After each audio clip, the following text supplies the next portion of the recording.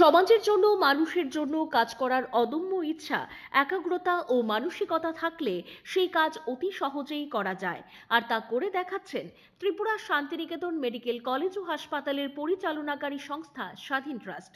ত্রিপুরার সামগ্রিক অগ্রগতিকে অর্থপূর্ণ অবদানের জন্য ত্রিপুরা সরকার ত্রিপুরা শান্তিনিকেতন মেডিকেল কলেজ ও হাসপাতালের পরিষেবা এবং প্রতিশ্রুতিকে আনুষ্ঠানিকভাবে স্বীকৃতি দিয়েছে, যা এই ট্রাস্টের জন্য অত্যন্ত গর্বের।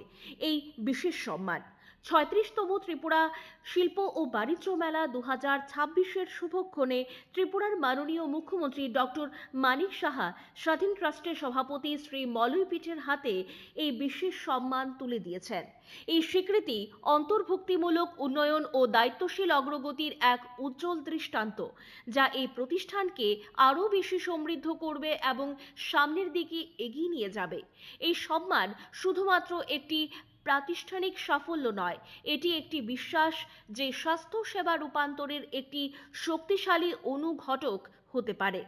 ত্রিপুরা শান্তিনিকেতন মেডিকেল কলেজ ও হাসপাতালের মাধ্যমে স্বাধীন ট্রাস্ট স্বাস্থ্য সেবায় শ্রেষ্ঠত্বের পাশাপাশি শিল্প উন্নয়ন, জনক্ষমতায়ন, কর্মসংস্থান সৃষ্টি এবং সামগ্রিক সামাজিক অগ্রগতির জন্য কাজ করে যাচ্ছে।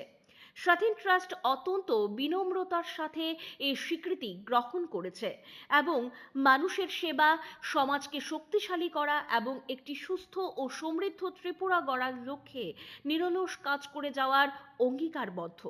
এদিনের অনুষ্ঠানের মঞ্চে উপস্থিত ছিলেন শিল্প ও বাণিজ্য দপ্তরের মন্ত্রী শান্তনা চাকমা, স্বাস্থ্য সচিব কিরণ গিত্তে, টিআরডিসি এর চেয়ারম্যান নবাদল বণিক, বিধায়িকা মীনা রানী সরকার, আগরতলা পুর নিগমের মেয়র দীপক মজুমদার, পশ্চিম ত্রিপুরা জেলা পরিষদের ভারপ্রাপ্ত সভাপতি বিশ্বজিৎ শীল প্রমুখ।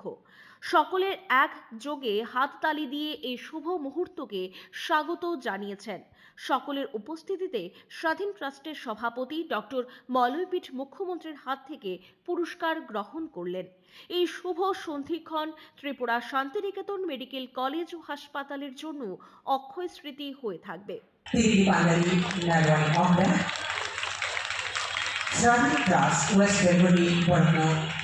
ব্যুরো রিপোর্ট, পজিটিভ বার্তা।